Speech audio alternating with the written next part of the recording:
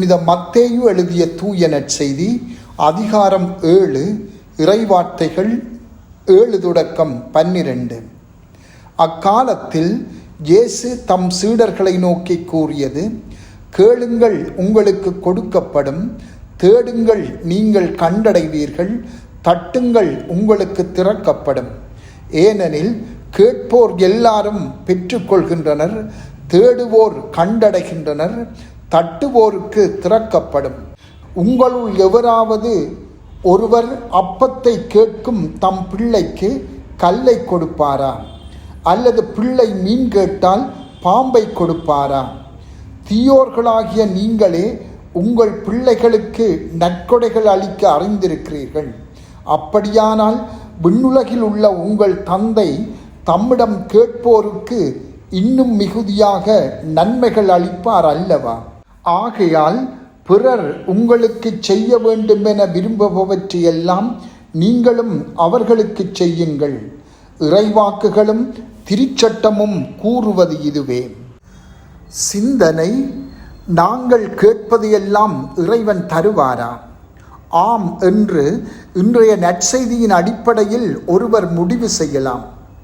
இயேசு தாம் கூறியவற்றை பின்வருமாறு மெருகூட்டுகின்றார்: விண்ணுலகில் உள்ள உங்கள் தந்தை தம்மிடம் கேட்போருக்கு இன்னும் மிகுதியாக நன்மைகள் அளிப்பார் அல்லவா?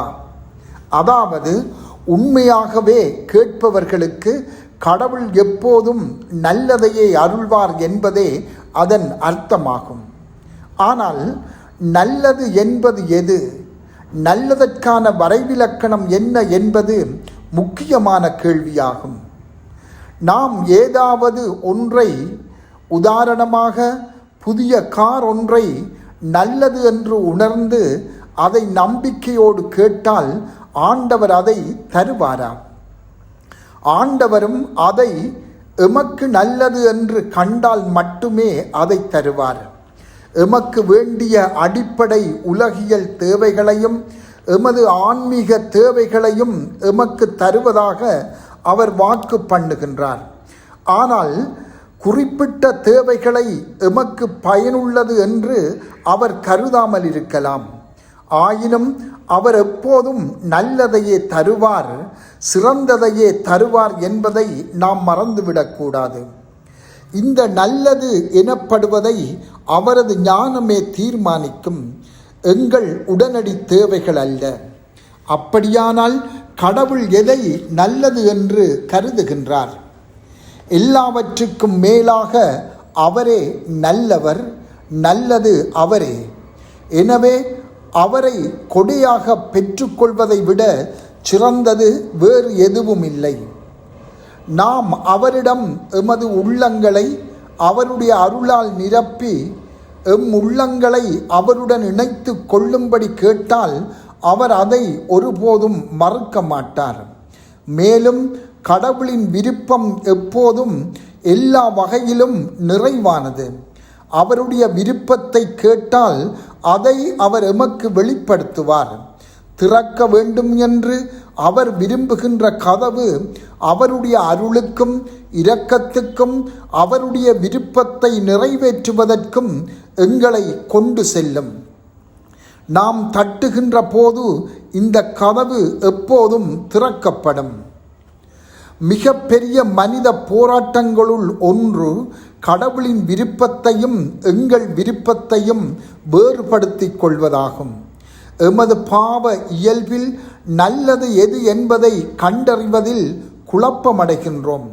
அதன் பயனாக ஒன்றை நாங்கள் நல்லது என்று உணரும் போது, உதாரணமாக இந்த உலகத்தின் வெற்றிகள், அது தருகின்ற ஆறுதல், அந்தஸ்து போன்றவற்றை நாம் நல்லது என்று கருதினால் அது போலியான நல்லதிலேயே ஊன்றப்படுகின்றது. இந்த பற்று ஏற்பட்டதும் பின்பு அதை விட்டுவிட்டு கடவுளின் விருப்பத்தை ஏற்றுக்கொள்வது பெரும் சவாலாக அமைந்து விடுகிறது. இதற்கான மருந்து பற்றின்மையாகும். அதாவது நமது ஒழுங்கற்ற குழப்பமான ஆசைகளில் இருந்து விடுபடுவதாகும். எமது உணர்ச்சிகளும் விருப்பங்களும் கட்டுக்கடங்காதவையாக இருக்கலாம். இவை கடவுளின் திட்டத்துடன் இணைந்து போக ஒருபோதும் அனுமதிக்கா. கடவுளின் உண்மை நம் மனத்தை தூய்மைப்படுத்தி எமது ஆசைகளை சீர்படுத்த அனுமதிப்பதில் பற்றின்மை தொடங்குகின்றது. இவ்வாறு கடவுளின் ஞானம் வேரூன்றும் போது எமது சுயநல விருப்பங்களில் இருந்து நாம் விடுபட்டு கடவுள் விரும்புவதை நாம் விரும்பத் தொடங்குவோம். இந்த உள்ளார்ந்த மாற்றம் தூய வாழ்வுக்கு தேவையானவற்றை கேட்கவும் தேடவும் தட்டவும் நமக்கு உதவுகின்றன. கேட்கவும் தேடவும் தட்டவும் ஆண்டவர் விடுக்கும் அழைப்பை இன்று சிந்திப்போம். தமது அருளால் எம்மை நிரப்ப வேண்டுமென்றும் எமது எண்ணங்களை தூய்மைப்படுத்த வேண்டுமென்றும் அவருடைய நிறைவான திட்டத்துடன் இணைந்து நாம் போக வேண்டுமென்றும் மன்றாடுவோம். செபம். ஆண்டவரே, எமது சுயநல ஆசைகளில் இருந்து எம்மை விடுவித்து உமது விருப்பத்தை பற்றி கொள்ள அருள் தாரும். ஆமென்.